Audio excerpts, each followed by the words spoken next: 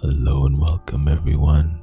Today we're gonna be taking a look at the first real level in Demon Souls.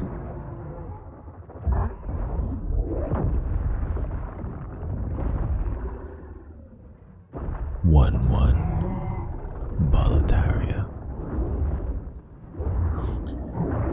After you beat this first level, the rest of the levels open up and you're free to wander as you please. The first thing you're gonna want to do as soon as you spawn in is look behind you and grab that late moon grass. Just like an old school side-scrolling video game, you want to head left before you head right, just to see if there are any secrets you might be missing. That gate is a world tendency event. We're not gonna go too deep into world tendency in this playthrough, as it is not a completionist playthrough. But if someone plays through the game normally, and especially if they are taking their time to ensure that they are dying in the Nexus after each boss fight and making sure they play in soul form in the actual levels, then you will most certainly hit pure white world tendency for many of the levels.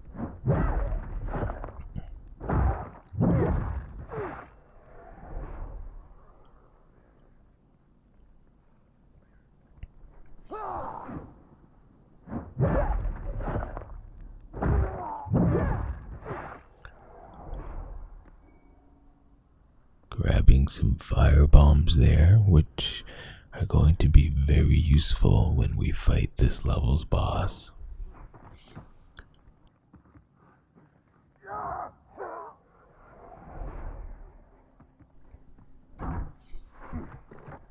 The thing about Demon Souls is the levels don't have very many checkpoints.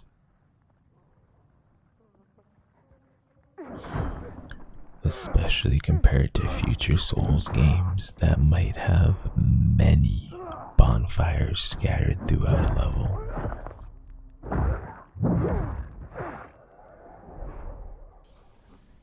But Demon Souls usually only has that one first archstone.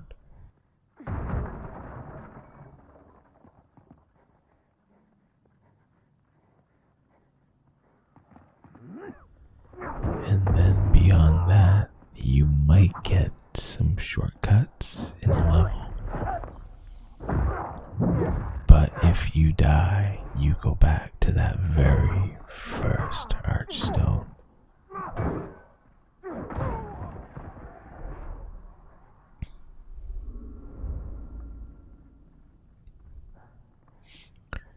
Here we're entering some of the first quarters of the fortress. So this is where the game is going to introduce environmental hazards, I should say, in the form of a rolling boulder. And this has become rather iconic part of Souls games at this point. I think that almost every Souls game has some type of rolling boulder featured early on in the first levels. The game is also introducing multiple enemies attacking from different areas with different forms of attack. This is still, in many ways, a tutorial area. In this level, you cannot co-op until you first beat the boss. I think this also largely... Oh, here comes the boulder I mentioned. But I think the fact that you cannot play multiplayer on this first level is one of the reasons the game got its stigma to begin with. We all know how co-op can really trivialize Souls games, especially since the AI simply cannot really handle two-player characters attacking it at once. So I think if multiplayer would have been easily accessible, Demon Souls might have... Oh, here we go. The Red Eye Knight. We're not gonna deal with him. We'll come back to him. Maybe. We might not bother with him on this playthrough at all. He leads you to an optional mini-boss NPC character, which is necessary if you wish to platinum the game. We are going to grab this light crossbow, however, and as we enter these fortress walls once again, we will soon see the destruction that boulder had on the environment. Earlier, when I first passed through here, there was an item hidden behind this wall that was inaccessible. But thanks to the boulder breaking through the beam, we can now grab that bastard. Next, we're actually gonna make our way down to the first shortcut featured in this level. And if I remember correctly, I do have a death. I'm not sure if it's here or later on, but you will soon see. Yet again, exploiting the AI in hilarious ways. FromSoft games love their corridors of stairs. Many have fallen victim to the piss slip, which I might in fact do during this playthrough. In fact, I think the majority of my deaths are probably due to gravity.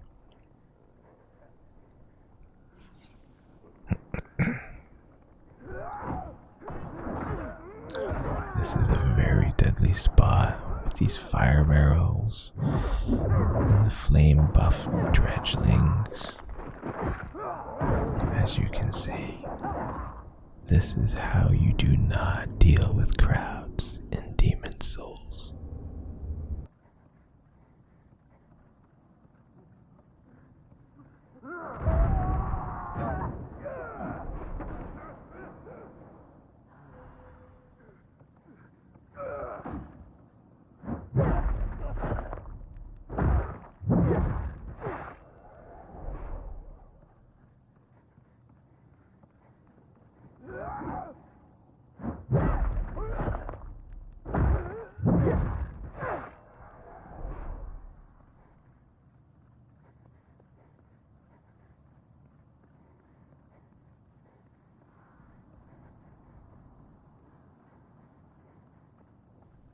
Okay, guys, I made the cut.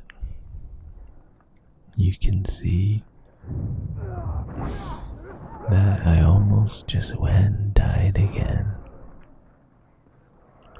Like I said originally, this is not an expert playthrough.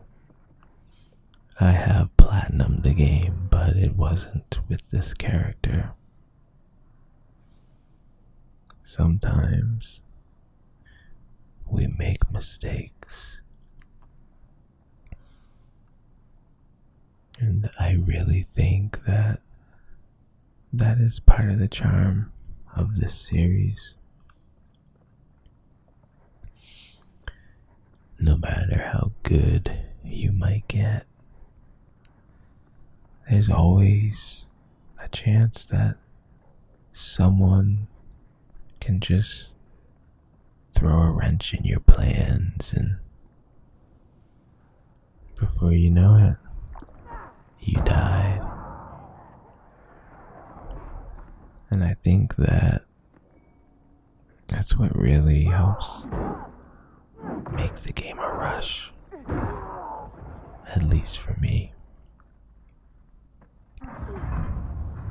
Here we are about to grab one of the most important rings in the game.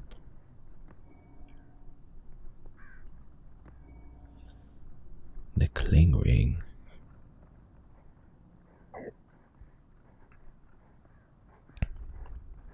The Cling Ring is what allows us to have more HP while in soul form.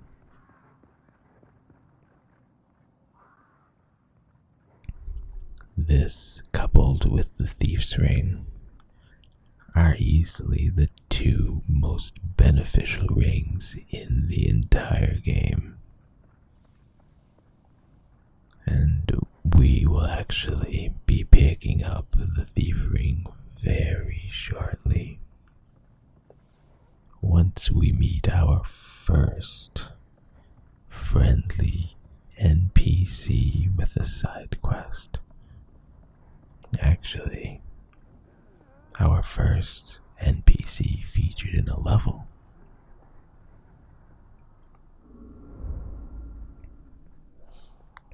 Down these stairs, over this ledge, you see a knight named Ostrava, and he is very important,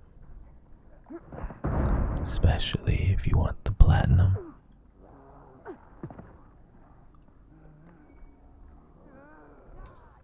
And here we are. The Thief Ring is ours.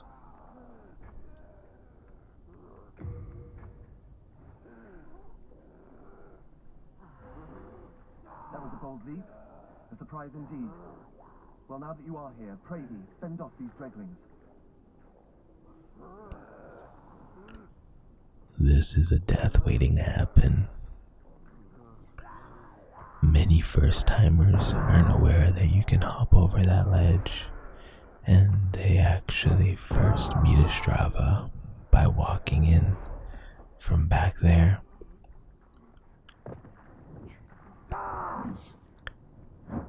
Once we clear out a few of the dredgeling enemies, they have no strength if they have no numbers, so it is easy to drop down and make short work of them.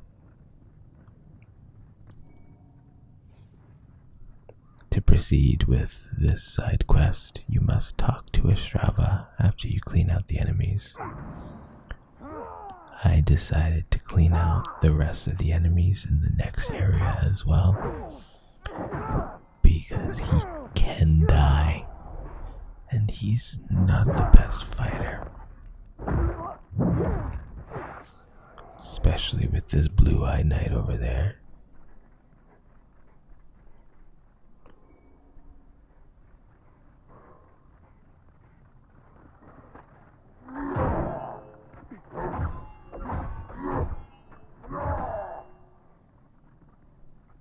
This one in particular made me almost want to call Ostrava for help, but I knew better.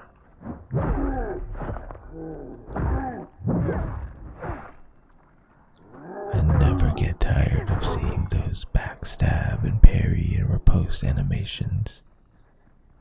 So good. My thanks for your brave rescue.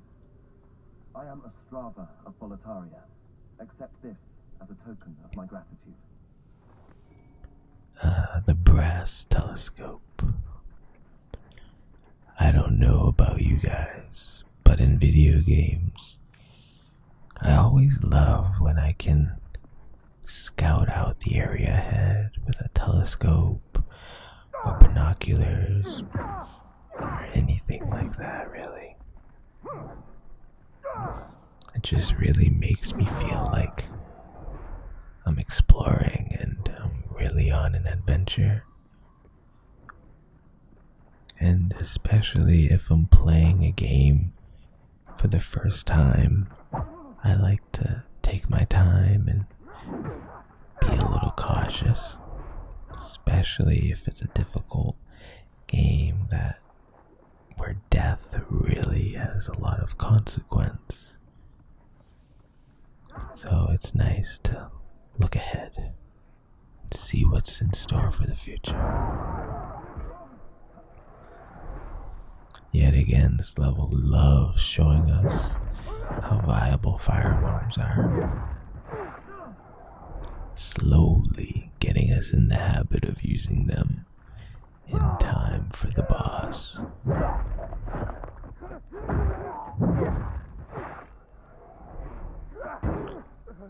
Despite taking out a plethora of these dredgelings, there always seems to be more hiding in the crevices, like little cockroaches. So, it's at this point where Ostrava... Now I take my leave. There is something I must do. He simply does nothing at this point. He'll walk back and forth, and he'll repeat the same thing if you speak to him. So, unfortunately, all we can do for now is leave him there and move onward and upwards over the mountain.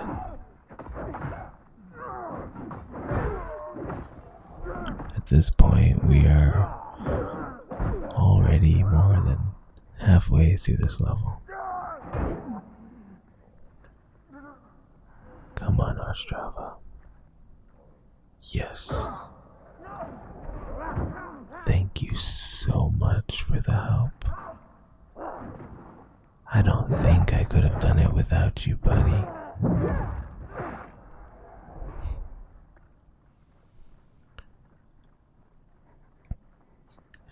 So while this level is actually pretty dense and layered, it's not that long. Right now, I'm gonna go this way, which is not the way we need to go, but I want to demonstrate really quickly where we would have gone had we not deviated away from the intended path and helped Ostrava. We actually would have came from that hallway right down there to the right. This is where the firebomb guy was.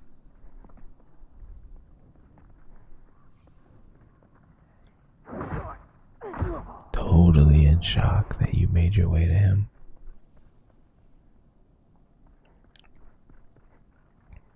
And before we head back, I want you to see this NPC really quick. Good day to you. Mostly stolen, but who's telling me?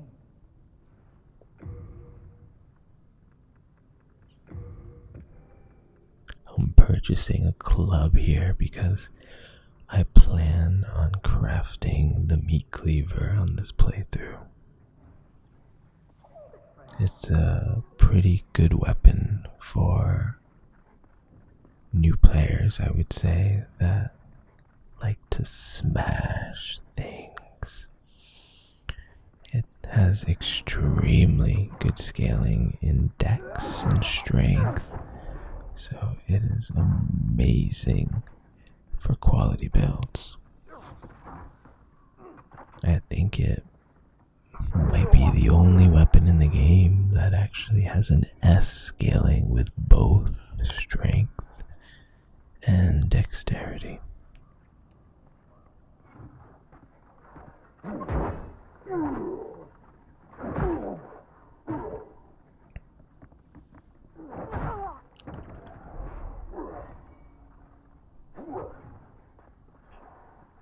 Once we take care of this blue-eyed knight, the game is going to show us yet again how OP balls happen to be.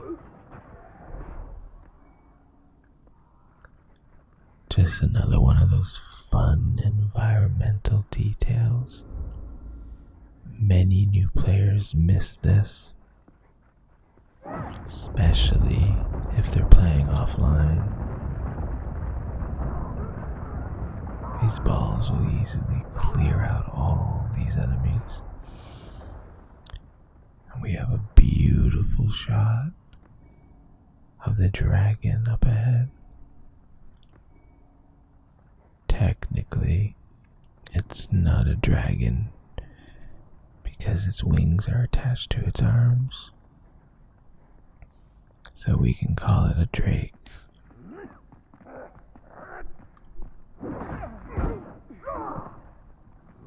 We're gonna go say hello to them in a minute.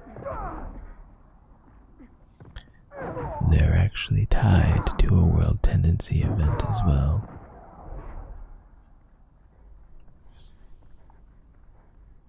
Once we walk through this archway, you'll see that there's two paths, one up and one below.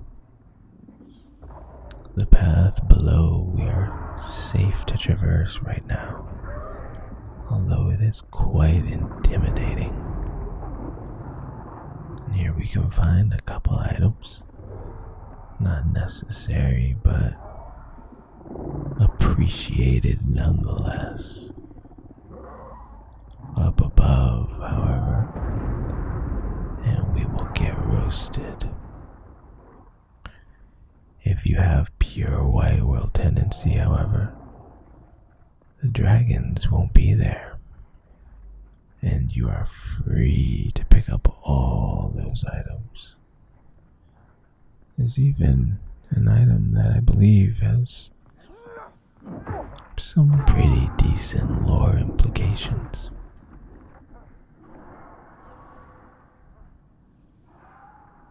On this bridge, we're actually gonna summon a little hump. Mr. Drake himself.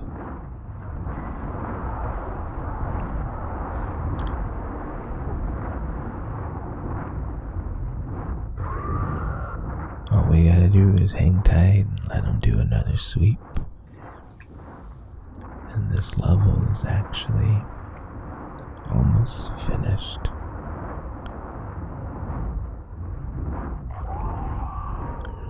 After a couple goes at roasting the bridge, he heads back to his nest. And then we're free to cross. Never mind the items for now, because he will come back. Oh, I think I hear him now. Very unsatisfyingly, his breath doesn't kill those last two archers.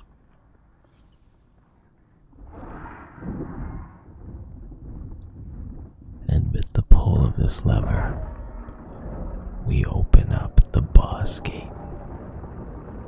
At this point, even if we die, we can go straight to the boss. Although, that being said, the level won't be completely opened up, as there is still one more shortcut down this hallway.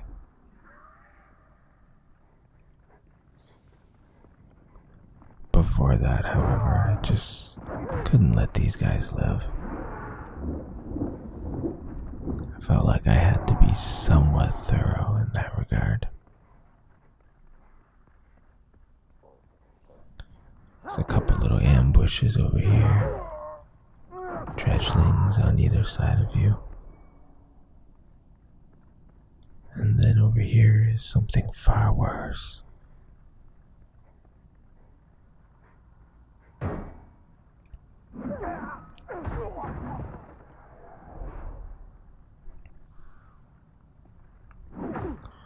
These spirit guys can really hurt you, especially at this level.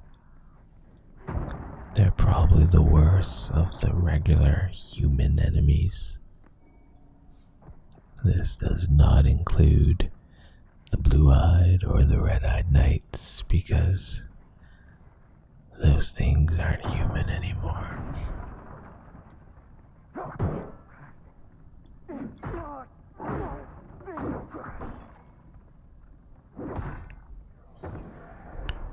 As we make our way down another one of these long corridors of stairs, we're introduced to a new enemy type. And this is foreshadowing of what's to come. A big gelatinous blob with a shield in the front quickly teaches us that its backside is its weak point. And if we choose to experiment,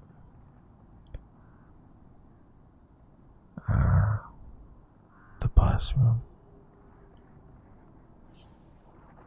If we choose to experiment, we'll discover that, such a close call. But as I was saying, we can discover that these guys are very, very weak to fire. And that will be quite beneficial knowledge to have for this next fight. A way that you can trivialize this fight rather easily is to equip those fire bombs that you got throughout the level, and also buff your weapon with flame.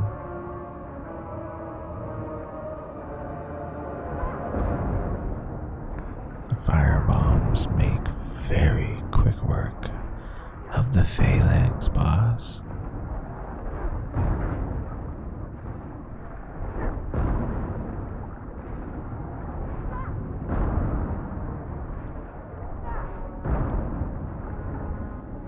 As you can see, all of his minions are almost already gone, leaving him completely exposed and virtually harmless. Now, if you do choose to diddle-daddle during this fight, the Phalanx is actually capable of healing himself. But we're not gonna waste any time.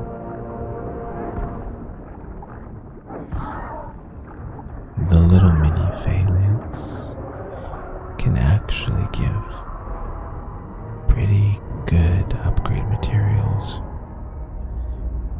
So try your best to kill as many individual ones as you can before defeating the actual boss. Now, before we wrap this up, I'm actually going to show you guys the way to the Monumental.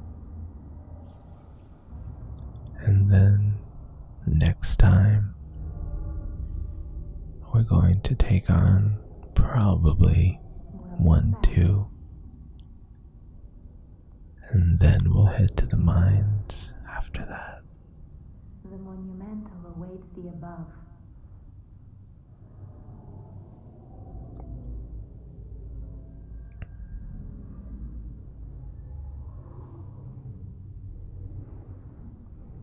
The Monumental can actually be a little tricky to find for your first time. This cutscene does a very poor job at showing you the way. So here we are, back in human form.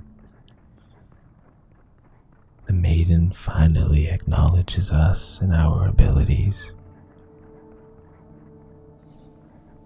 We're gonna make our way up top and speak to what appears to be a doll. And then suddenly, everything will make sense. The trick is making sure you don't miss this right here. Now, I choose to go the long way at first, to peek at some items.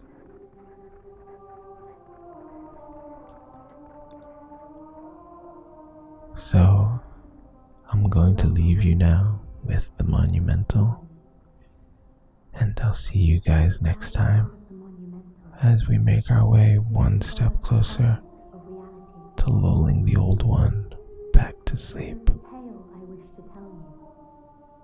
Thank you for watching. We too a surge of demons faced.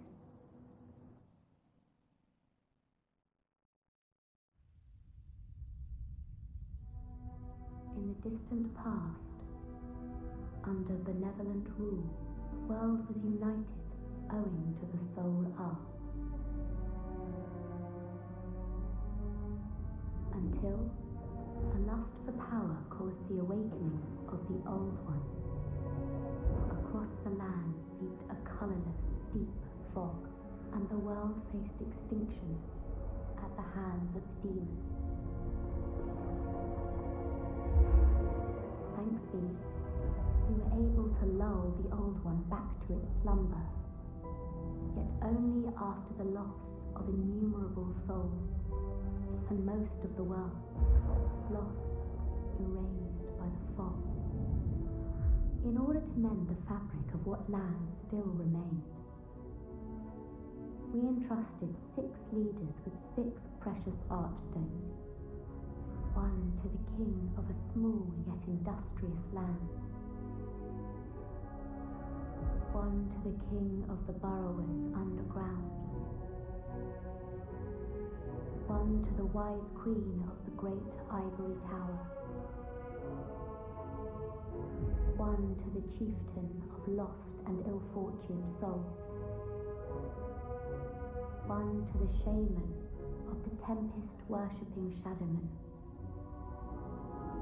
and the last to the great giants of the northern lands. The archstones were placed in the fringelands that survived. We contained the Old One here below the nexus and prohibited the soul arts. Finally, we became monumental, half-living sentinels of the fabric of reality. Alas, the other monumentals have perished, and only I remain.